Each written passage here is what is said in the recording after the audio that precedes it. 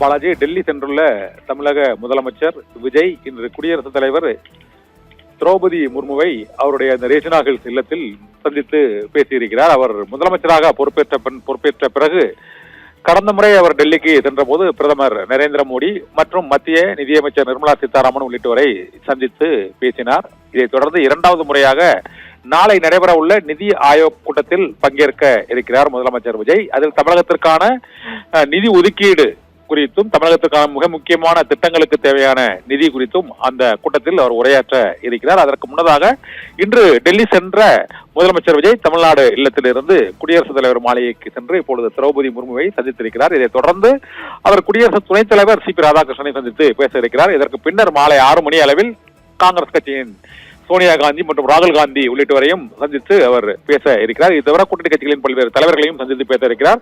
பல்வேறு மாநில முதலமைச்சர்களையும் நாளை நிதி ஆயோக் கூட்டத்தில் பங்கேற்கும் போது அவர் கலந்துரையாட இருக்கிறார். தமிழக முதலமைச்சராக தேர்ந்தெடுக்கப்பட்ட பிறகு முதலமைச்சர் விஜய் இரண்டாவது முறையாக டெல்லி சென்றிருக்கிறார். இப்போது குடியரசுத் தலைவர் திரௌபதி முர்முவை சந்தித்து அவர் பேசி வருகிறார். தமிழகத்திற்கான பல்வேறு திட்டங்கள், கோரிக்கைகள் மற்றும் நிலுவையில் உள்ள சட்டங்கள் உள்ளிட்ட பல்வேறு அம்சங்கள் குறித்தும் முதலமைச்சர் விஜய் திரௌபதி முர்முவிடம் இந்த முதல் சந்திப்பின் போது, மரியாதை நிமித்தமான இந்த சந்திப்பின் போது அவர் விளக்க இருக்கிறார். இதற்கு தொடர்ந்து இன்று மாலை முக்கிய தலைவர்களையும் அவர் சந்திக்க இருக்கிறார் என்று 6 மணி அளவில். அதற்கு பின்னர் 3 நாள் அவர் நாளையும் நாளை மறுதினமும் அவர் டெல்லியில் இருந்து பல்வேறு கட்சி தலைவர்கள் உள்ளிட்டவரையும் சந்திக்க இருக்கிறார் முதலமைச்சர் விஜய். அதனால் அவருடைய